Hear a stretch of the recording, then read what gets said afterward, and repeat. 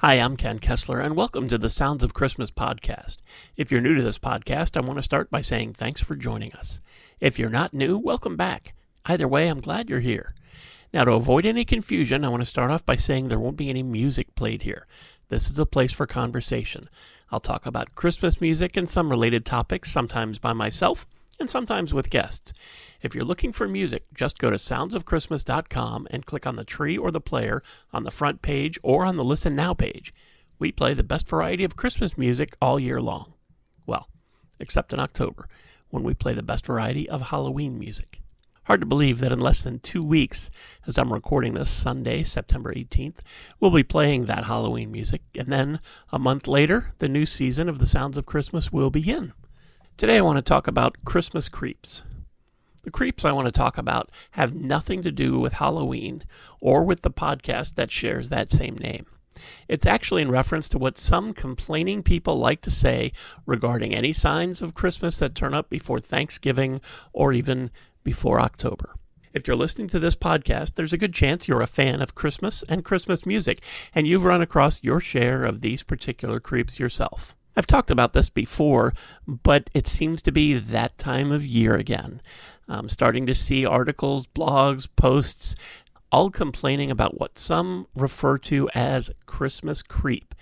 This is supposed to mean that retailers are rushing the season, starting to put Christmas items out earlier and earlier every year. I think of it more as a Grinch creep. It's really about the people who like to complain about Christmas and Christmas music and Christmas lights and Christmas presents. And of course, some of them are just people who like to complain, period.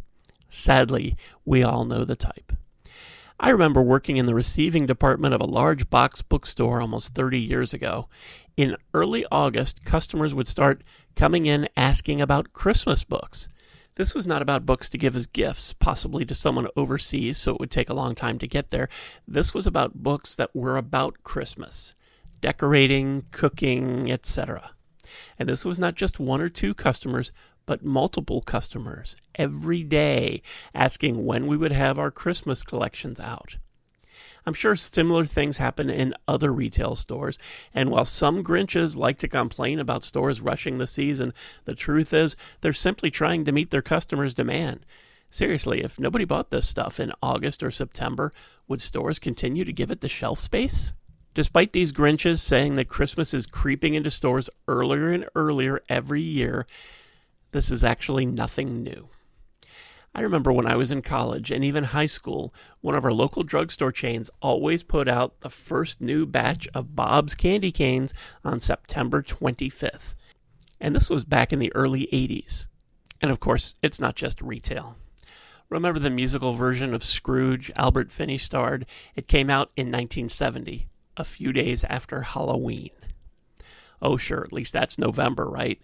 Well, here are some things you can point out to any of these creeps that you come across when they start complaining about you rushing the season just because you enjoy embracing the magic of Christmas. Elvis Presley's first Christmas album was released on October 15th, and that was 1957. People at the time were upset that Elvis would dare perform these sacred songs in his rock and roll style. Irving Berlin himself tried to have the album banned from radio airplay, but nobody complained that it was only October. It might be because Frank Sinatra and Gene Autry both released Christmas albums a month earlier. And if you go back to the previous decade, you'll find that Gene Autry released Here Comes Santa Claus on October 6th, and that was 1947.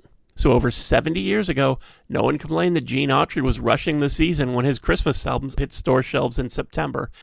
Kind of seems silly to be annoyed at Walmart for promoting their new layaway deals or Target for having a couple rows of Christmas lights just past the aisles of Halloween costumes. They wouldn't do it if people weren't buying it. And for those creating Christmas-related things, the season starts even earlier than that. Mel Torme famously recorded the Christmas song in the heat of summer, decorating the studio with Christmas lights to help get into the spirit. In the summer of 2021, Rob Thomas was working on his first Christmas album, and he had a giant TV screen put in the studio so he could watch Christmas movies on the Hallmark Channel to help get into the spirit. On previous episodes of this podcast, you can hear Suzanne from Suzanne's Band, Michael Sinatra, and many other artists talk about all that goes into the creation of their Christmas releases that they start working on months in advance, sometimes almost a year in advance, just to be able to get it out in the fall, October, November, sometime, so that you can enjoy the Christmas music. They aren't rushing the season. And neither is your local Michael's just because they have Christmas decorations on their shelves before summer has officially ended. The Sounds of Christmas launches its new season on November 1st. I don't expect everyone to drop what they're doing and start listening.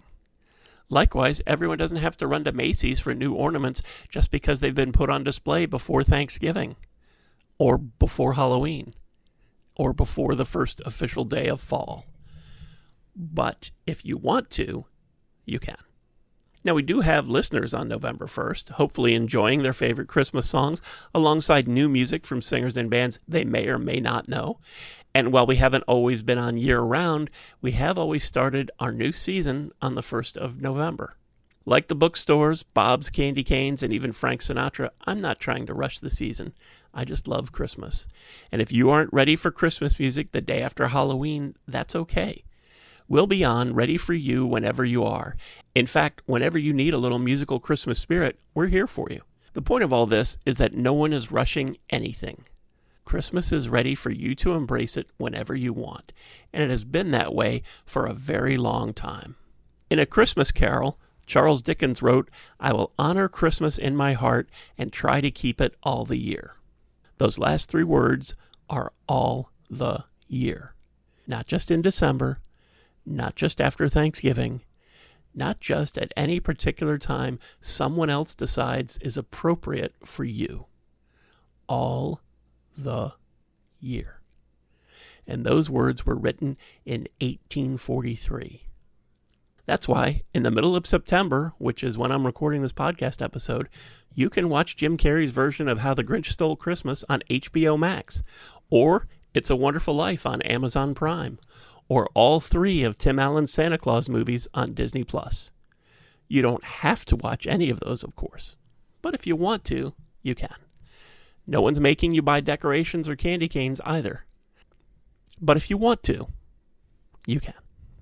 So whether it's December or September, if you feel like reveling in some Christmas spirit, you don't need anyone's permission, and you aren't rushing anything. It isn't up to anyone else to determine when you get into the Christmas spirit, no matter what the creeps say. Thanks so much for listening, and for continuing to support the Sounds of Christmas station and podcast. The station is still on, of course, so anytime you need a little musical Christmas spirit, just head on over to soundsofchristmas.com and click on the tree or the player on the front page or on the Listen Now page. You can also find our app in the Google Play Store. And as far as this podcast goes, we're now on over 30 podcasting sites, so if you didn't find us on your favorite today, just search for the Sounds of Christmas wherever you like to listen and download podcasts, and I'm pretty sure you'll see our tree. Then you can subscribe, and you'll never miss another episode. If you have comments or suggestions on this episode, previous episodes, the Sounds of Christmas station, or the new Standard station, feel free to reach out to me on social media or through the website. Thanks again. And may you always believe in Santa Claus.